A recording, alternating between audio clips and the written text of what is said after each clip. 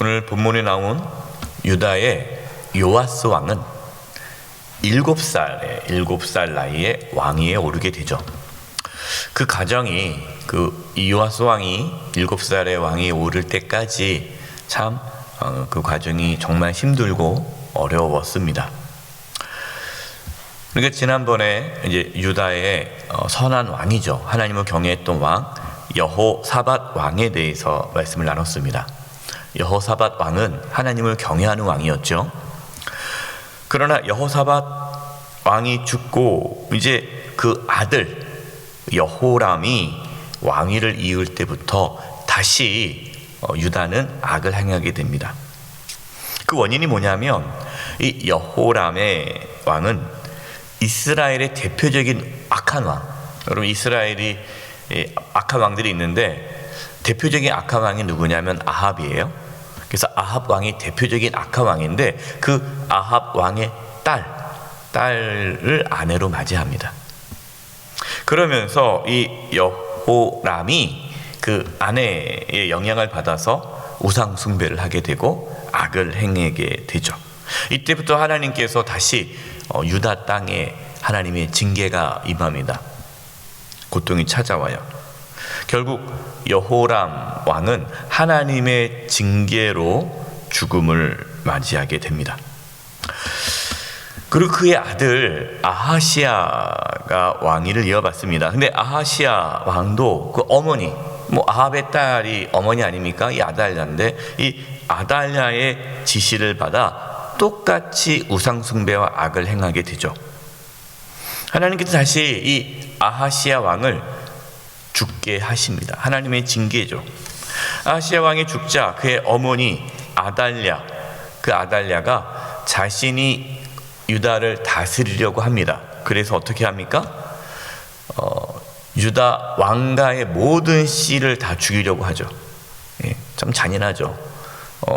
모든 씨를 다 진멸하려고 합니다. 그러한 때에 그 위험 속에서 아하시야의 아들 요아스가 간신히 살아남게 돼요. 그리고 이 요아스를 제사장 여호야다가 요아스를 숨기면서 키우죠. 그리고 이제 요아스가 7살이 되었을 때에 요아스를 왕의 자리에 앉히게 됩니다. 비록 요아스는 7살이라는 어린 나이에 왕위에 올랐지만 제사장 여호야다가 곁에서 하나님의 뜻대로 하나님의 이 나라를, 유다 나라를 이끌어 가도록 도와줍니다. 이 요아스의 할아버지, 그러니까 여호람이죠. 또 아버지 아하시야 왕 때 우상을 숭배했기 때문에 하나님의 성전을 잘 관리하지 않았습니다. 그래서 하나님의 성전이 다 무너지고 회파되고 제대로 제사가 진행되지 못했습니다. 7절입니다. 이는 그 악한 여인 아달랴의 아들들이 하나님의 전을 파괴하고 또 여호와의 전의 모든 성물들을 바알들을 위하여 사용하였음이었더라.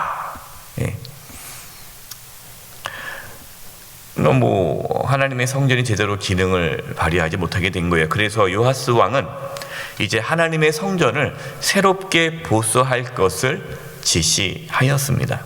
이게 5절이에요. 제사장들과 레위 사람들을 모으고 그들에게 이르되 너희는 유다 여러 성읍에 가서 모든 이스라엘에게 해마다 너희의 하나님의 전을 수리할 돈을 거두되 그 일을 빨리 하라 하였으나 레위 사람이 빨리 하지 아니한지라. 제사장들과 레위 사람들을 모으고 이제 해마다 하나님의 성전을 수리할 돈을 성전세를 냈거든요. 그 돈으로 이제 성전을 계속 보수하고 수리했다라는 거예요. 성전이 건물이라는 게 그렇지 않습니까? 여러분 건물 지었다고 해서 계속 그것이 가지 않잖아요. 유지 보수가 필요하지 않습니까? 근데 그 일을 빨리 하라고 했어요. 빨리. 그런데 빨리 하라고 했지만 그 일이 진행되지가 않는 거예요. 잘 거둬들이지도 않고 또 공사가 진행되지도 않고 보수가 되지 않는 거예요. 그래서 요아스 왕이 가만히 보니까 이 성전 보수가 제대로 이루어지지 않는 모습을 보면서 왜 성전 보수가 제대로 진행되지 않느냐라는 것을 물어보고 그것이 빨리 성전 보수가 진행될 수 있도록 그러한 여러 가지 절차를 바꿉니다. 이것이 6절입니다. 왕이 대제사장 여호야다를 불러 이르되 내가 어찌하여 레위 사람들을 시켜서 여호와의 종 모세와 이스라엘의 회중이 성막을 위하여 정한 세를 유다와 예루살렘에서 거두게 하지 아니하였느냐 하니, 그 잘못된 부분, 일이 진행되지 않은 것을 보고 가만히 있지 않았어요. 어떻게 하면 이 성전 보수하는 일이 진행될 수 있을지 그 방법을 모색했습니다. 여러분, 이것이 중요해요. 여러분, 하나님께서 우리에게 어떤 주신 사명이 있지 않습니까? 하나님께서 우리에게 어떤 사명을 주셨다면 그 사명을 이루기 위해 다양한 방법들을 고려해야 돼요.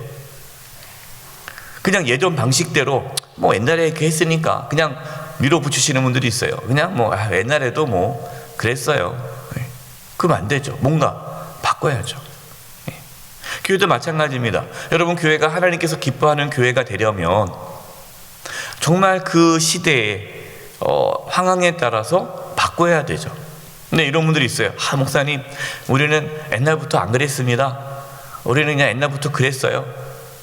그러니까 일이 진행되지 않아도, 뭔가 제대로 어떠한 하나님께서 기뻐하는 일들이 이루어지지 않아도, 모임이 제대로 진행되지 않고 어떠한 일들이 되지도 않는데도 그냥 불편하지 않은 거예요. 일이 진행되지 않아도 괜찮은 거예요. 그렇게 시간을 허비한다면 여러분, 우리는 하나님 앞에 책망을 받게 될 것입니다. 코로나19라는 이 엄청난 사건 속에, 이러한 환난 속에 그냥 뭐 예전대로 가지, 그러면은 교회는 점점 힘을 잃게 되는 거죠. 이 시대에 이런 상황에 어떻게 하면 교회의 본질을 회복할 수 있고, 어떻게 하면 이 상황에서 비대면이지만 비대면으로 어떻게 우리가 구역모임, 또 남성교회, 여전교회, 또 성령 공부, 또 여러 가지 예배와 모임을 가질 수 있는가, 이 고민을 해야지. 목사님 뭐 나중에 대면하면 모이죠 뭐. 저희는 대면할 때까지 안 할 거예요. 어떻게 되겠어요? 그러면은 그 모임은 점점 힘을 잃게 되는 거죠. 하나님께서 저와 여러분에게 주신 사명이 있다면, 여러분, 그것이 잘 이루어질 수 있도록 우리는 늘 고민하고 생각하고 새롭게 대안을 만들어내야 돼요. 8절과 9절입니다. 그래서 요아스 왕이 어떻게 합니까? 8절, 9절. 이에 왕이 말하여 한 궤를 만들어 여호와의 전문 밖에 두게 하고 유다와 예루살렘에 공포하여 하나님의 종 모세가 광야에서 이스라엘에게 정한 세를 여호와께 드리라 하였더니, 요아스 왕은요, 하나님께 드리는 제물에 대해서 투명성을 확보합니다. 투명성. 그러니까 그전에는 그냥 이렇게 뭐 어떻게 얼마나 걷어드리는지, 어떤 방식을 걷어드리는지 이것이 정확하지가 않았어요. 그러니까 또 그것이 이제 잘못된 방향으로 쓸 수 있으니까, 투명하지 않으니까 백성들이 내지를 않는 거예요. 뭐 어차피 내봤자 뭐해, 제대로 쓰여지지도 않는데, 이렇게 된 거죠. 근데 이제는 그 제물의 투명성, 궤, 헌금궤죠. 헌금궤를 성전에 딱 두고 내게끔 하는 거예요. 그러니까 뭐 성전 앞에 궤가 있으니까 누가 그걸로 가져가지 않겠습니까? 그러니까 이제 투명성이 확보되는 거예요. 그러면서 그 성전 보수를 위해서 쓰는 그 헌금이 또 빠르게 추진될 수가 있는 거죠. 뭐 따로 뭐 절차가 필요 없지 않습니까? 앞에 놓여져 있으니까. 재정의 투명성과 일의 빠른 진행 방식이 이제 이루어지자 백성들은 왕의 명령에 순종하고 기쁜 마음으로 하나님의 성전을 보수하기 위해 예물을 드렸습니다. 이것이 10절과 11절이에요. 모든 방백들과 백성들이 기뻐하여 마치기까지 돈을 가져다가 궤에 던지니라. 레위 사람들이 언제든지 궤를 메고 왕의 관리하게 가지고 가서 돈이 많은 것을 보이면 왕의 서기관과 대제사장들에게 속한 관원이 와서 그 궤를 쏟고 다시 그곳에 가져다 두었더라. 때때로 이렇게 하여 돈을 많이 거두매. 요아스 왕은 모든 것을 투명하게 하고 또 신속하게 성전 보수를 위한 예물을 사용하게 했습니다. 그러자 많은 예물이 들어오게 되었죠. 마찬가지예요. 여러분, 교회도 재정이 투명해야 합니다. 그리고 성도님들이 드린 예물을 빠르게 정확하게 사용해야 돼요.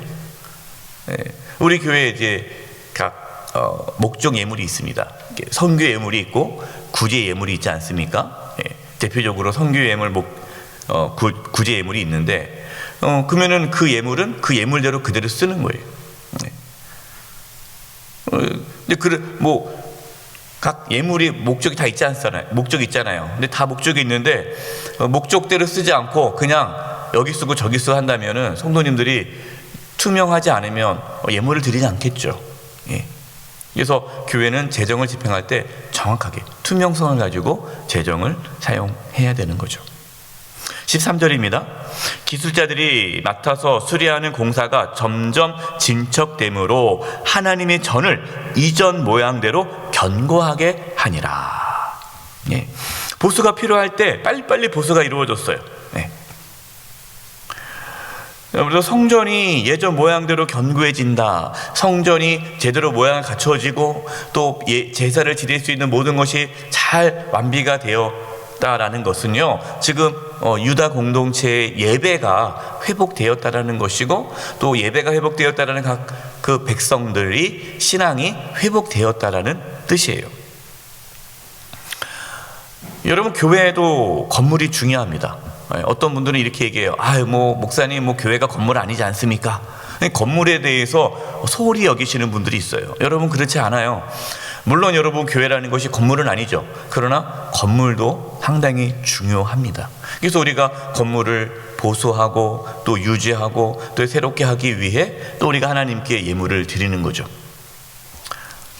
어떤 분들은 교회가 보수한다, 또 건물을 한다 그러면은 막 비판하시는 분들이 있어요. 그런 거 필요 없다. 건물 없으면 어떻게 모이가 모입니까? 그래서 건물도 중요한 거고 모든 것이 다 중요하죠.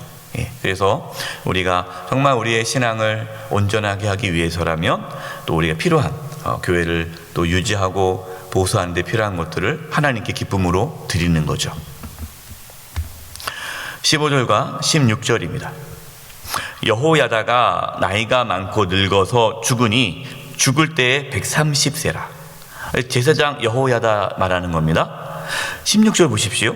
무리가 다윗성 여러 왕의 묘실 중에 장사하였으니 이는 그가 이스라엘과 하나님과 그의 성전에 대하여 선을 행하였음이었더라. 여러분, 여호야다는요, 왕이 아니에요. 왕, 제사장이에요. 그런데 이 여호야다는 어디 묘실에 장사되었습니까? 왕의 묘실에 장사되었어요. 이거 놀라운 일입니다. 왜 그러냐? 여호야다는 왕이 아니었지만 쓰러져 가던 다윗의 왕조를 다시 일으켰잖아요. 만약에 이 여호야다가 이 요아스 왕을 이렇게 숨기고 또 키우지 않았더라면 그 왕위가 끊어질 수 있는 어려움이 있지 않겠습니까? 물론 하나님께서 하셨겠지만 그래도 이 여호야다를 통해서 그 일을 하신 거잖아요.